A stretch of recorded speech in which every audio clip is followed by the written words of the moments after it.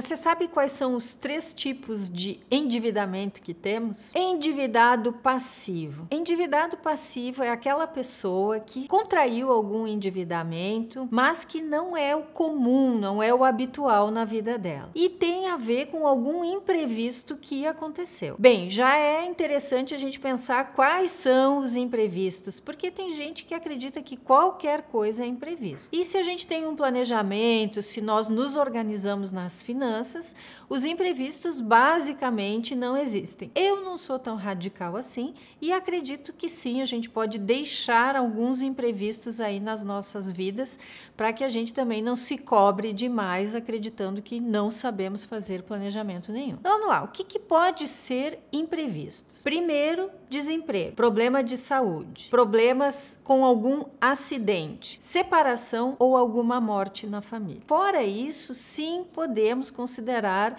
que é falta de planejamento. Então, imagina aquele endividado passivo, que é aquela pessoa que tem as suas contas extremamente organizadas, sempre paga em dia e, de repente, aconteceu algum desses imprevistos na vida da pessoa e ela acabou se desorganizando, acabou se endividando. Esse é o modelo, o perfil mais fácil de a gente voltar a se reorganizar, porque é uma exceção. Então a pessoa pode buscar algum dinheiro emprestado, pode buscar alguma reserva financeira e rapidamente sair do endividamento, porque não é o habitual dela. Então algo na vida dela aconteceu, por isso ser um endividado passivo. Segundo tipo de endividamento, segundo perfil de endividado, é o endividado ativo. Ou seja, ativamente aquela pessoa está endividada. Uma vez por ano, a cada 6 meses, a pessoa está enrolada, está enroscada com alguma dívida. E independente do momento, independente de quanto essa pessoa tem de dinheiro, ela sempre está contraindo alguma dívida. Às vezes, nem termina de pagar uma dívida, já está contabilizando e pensando qual vai ser a nova compra, o novo endividamento que ela vai acabar adotando. Esse perfil ele é muito importante porque, em geral, via de regra, essa pessoa tem algum endividamento afetivo, emocional. É verdade, isso mesmo. O que isso quer dizer? Quer dizer que a pessoa ou se sente insegura, ou se sente menos, ou busca diferenciação, ou está muito triste, se sente em falta com alguma coisa. Então, qualquer ocasião, qualquer situação vale como desculpa, vale como álibi para que a pessoa vá buscar alguma compra que não está no orçamento, que não está no planejamento dela. Então, ativamente, conscientemente, ela acaba buscando algum grau de endividamento. Claro que isso não é consciente, ninguém sai de casa pensando hoje vou me endividar. O fato é que números não mentem. Então, quando a pessoa faz de fato um inventário das suas dívidas, faz um planejamento e busca um histórico de como ela lidou com as suas contas até então, ela vai perceber que sistematicamente, que frequentemente ela está endividada. Adianta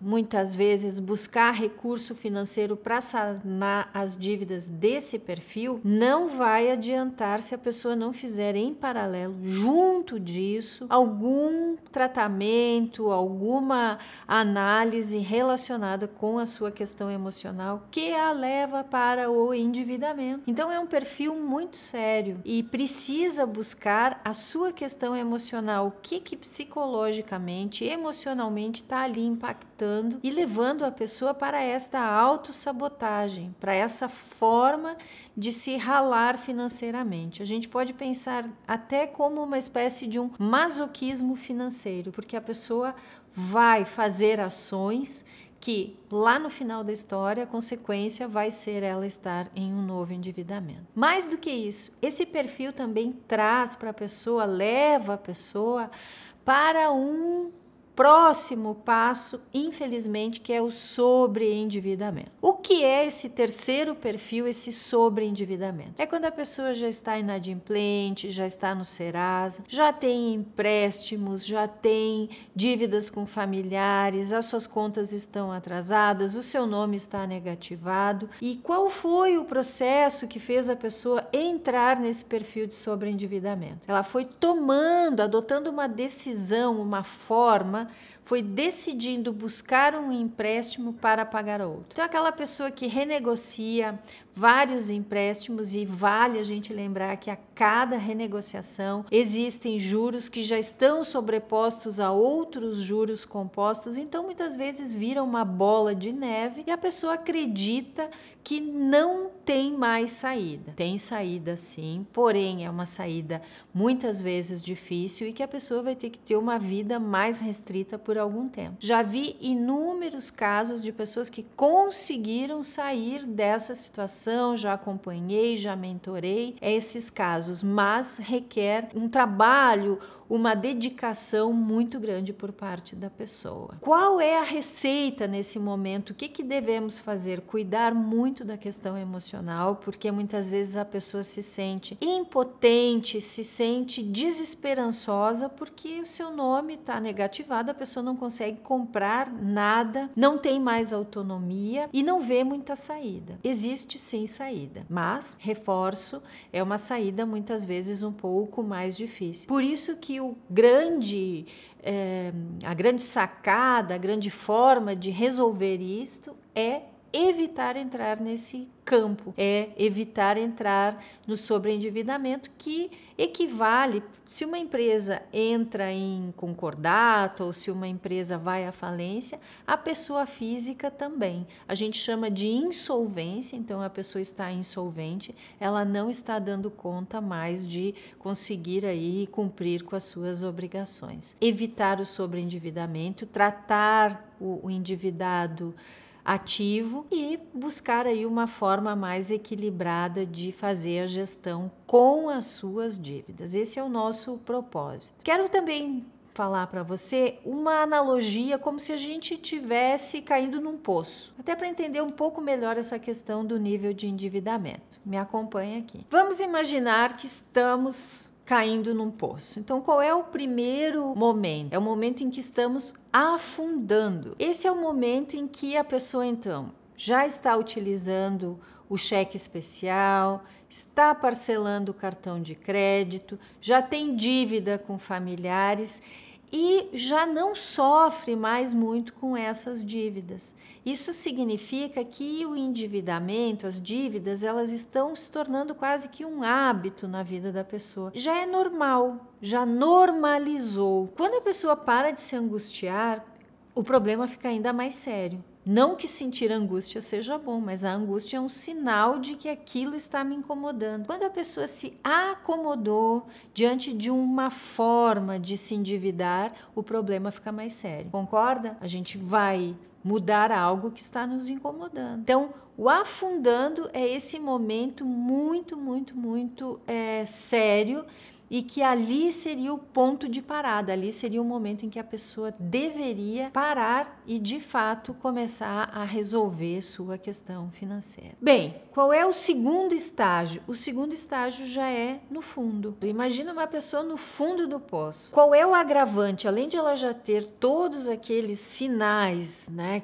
do primeiro estágio, que é o estar afundando, no fundo ela já está, inclusive, inadimplente. O nome dela já não tem mais validade diante do mercado e, o pior, ela não consegue enxergar uma saída, ela não consegue ver por onde ela começa o processo de romper com todo esse momento de endividamento. E o terceiro ponto é quando a gente está saindo, é quando a gente está subindo, é quando a gente está começando a resolver essa situação. E como a gente faz isso? Primeiro passo, eu vou admitir o meu processo de endividamento. Segundo passo, eu vou buscar uma ajuda, eu vou seguir orientações de como a gente faz isso.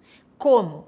eu vou fazer um inventário das dívidas. O que significa isso? Eu vou mapear, por mais que me doa, por mais difícil que seja, eu preciso fazer uma relação de todos os locais dos quais eu devo. Não só fazer uma relação, mas fazer uma relação do local, quanto eu devo, quanto está em atraso, qual é o percentual de juros que eu tenho em cada uma dessas instituições. E por que eu faço isso? Porque eu vou precisar escolher quais contas eu vou pagar. Eu não consigo pagar todas, ok. Então, a partir do momento que eu tenho esse inventário, que eu mapeei, onde, quando, quais são as taxas de juros, o que eu vou fazer? Eu vou escolher aquelas contas em que eu consigo pagar, quitar. É muito importante cuidar para não ficar amortizando dívidas sem que isso de fato seja uma forma de solucionar o problema. Então, muito critério na hora de escolher quais dívidas vai pagar. Minha sugestão é que comece pagando as que têm um valor menor e que você consegue quitá-las. Outro ponto fundamental é sempre ir até a instituição a qual está devendo e pedir todos os comprovantes. Muitas vezes as negociações ficam no boca a boca e é muito difícil depois para a pessoa conseguir comprovar que aquela negociação foi feita, aquela tratativa foi daquela forma. Então sempre escreve, sempre pergunta, sempre pede um registro, confere, é isso mesmo, ok. E uma outra dica é: procure também pagar as dívidas que têm os juros mais altos. Por quê? Porque é onde está drenando mais o teu dinheiro, é onde tu está perdendo mais dinheiro. Então, eu vou tentar fazer isso. Mapeio todas elas, vejo quais eu posso pagar e tento pagar aquelas que têm os juros mais altos. Esse processo de sair do endividamento, de subir do fundo do poço, ele pode ser doloroso, mas tenha certeza que ele é possível, que ele é viável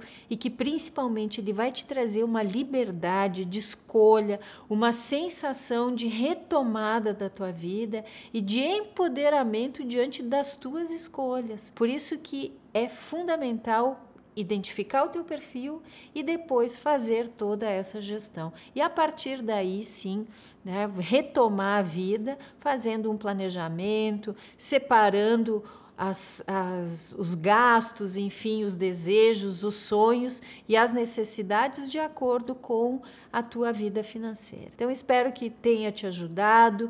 Cuida muito esse processo de endividamento, mapeia quais são as emoções inseridas e incluídas e que tem uma influência grande na questão do processo de entrar num endividamento. E lembra, é um processo sutil. Sair do endividamento também é um processo, só que aí muito mais consciente, com muito mais força, com muito mais poder consciente na tua vida. Quer entender mais sobre esse processo de endividamento? Clica aqui no link que vai estar na descrição do vídeo.